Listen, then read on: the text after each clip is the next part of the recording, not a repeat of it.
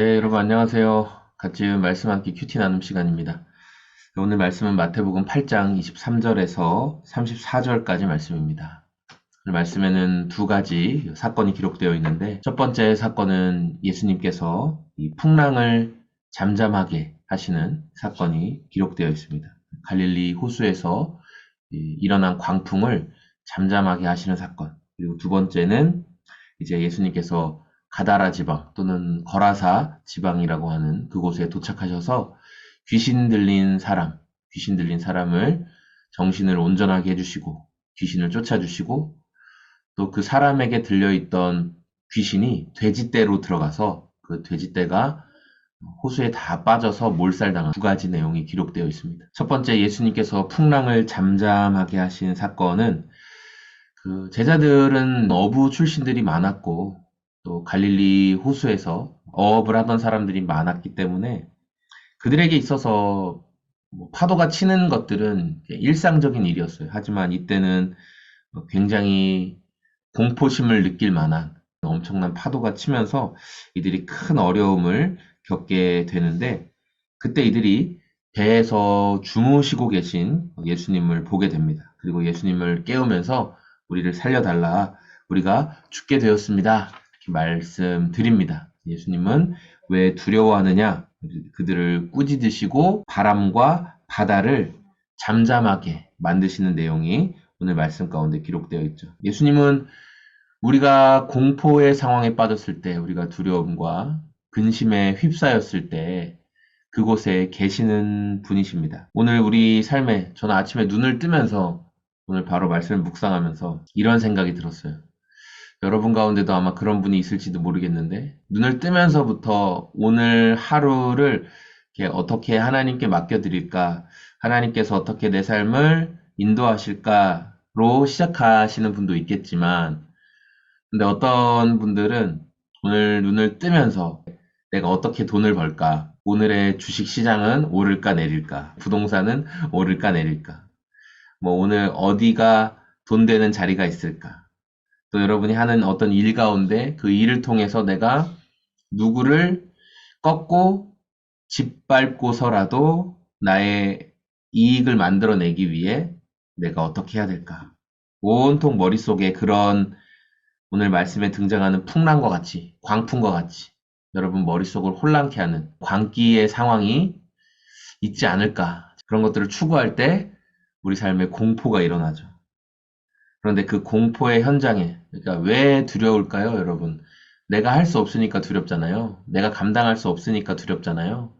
근데 그 자리에 누가 계심을 항상 기억해야 될까요? 그리스도인들은 그 자리에 예수님이 계시다는 사실을 기억했으면 좋겠어요. 나의 공포의 순간, 나의 좌절과 절망의 순간에 예수님이 함께 계신다는 사실을 여러분 기억하길 원합니다. 그래서 예수님 살려주십시오.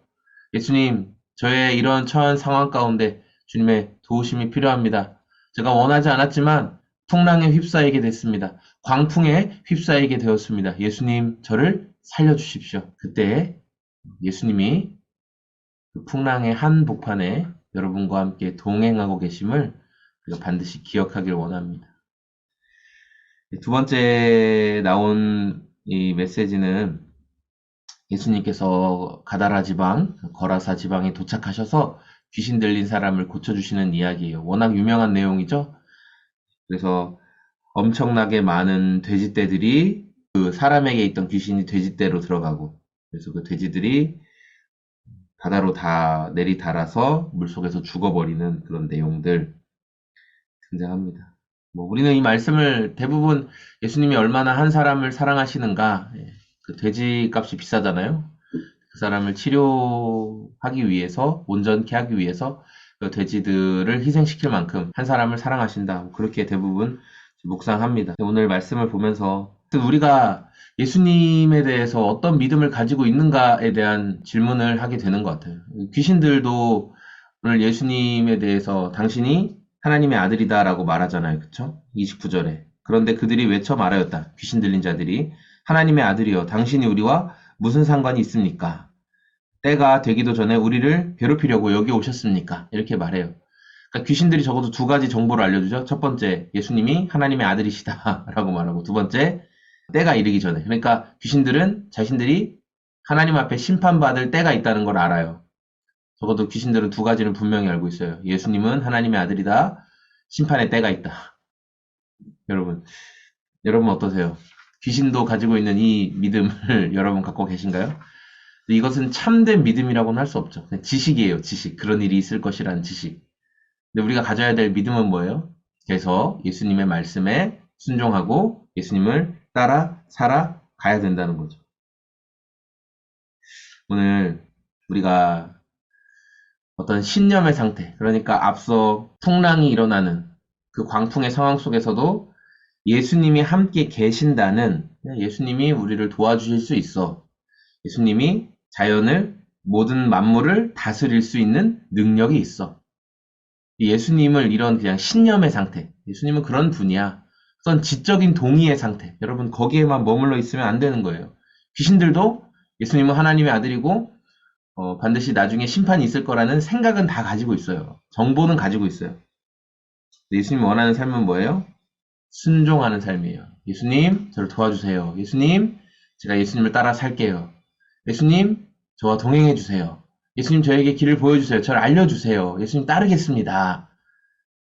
그리고 순종으로 나아가는 삶을 예수님이 원하신다는 거죠.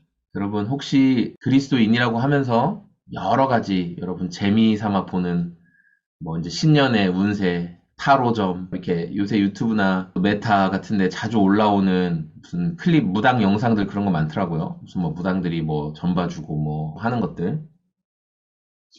여러분, 귀신은 철저하게 파괴하는 데 목적이 있음을 기억하십시오. 여러분의 영혼을 파괴하고 여러분의 가치와 생각을 파괴하는 게 귀신의 목적이에요. 이 거라사에 귀신 들린 사람, 귀신이 이 사람을 예수님을 만남으로 파괴하지 못하게 되니까 지금 누구를 파괴했어요? 결국은 돼지들을 파괴하잖아요. 돼지들의 생명을 앗아가는 짓을 하죠. 귀신의 목적은 파괴하는 거예요. 여러분이 운세, 뭐 무당들 그런 TV에 나와서 하는 것들에 자꾸만 관심 쏘이고 또 무슨 타로점 보는 거, 뭐 여러 가지 것들, 그것은 귀신이 여러분의 삶을 파괴하도록 허용하는 행위입니다. 여러분 절대 그런 귀신의 파괴적인 행위에 여러분을 내어 맡기지 마세요.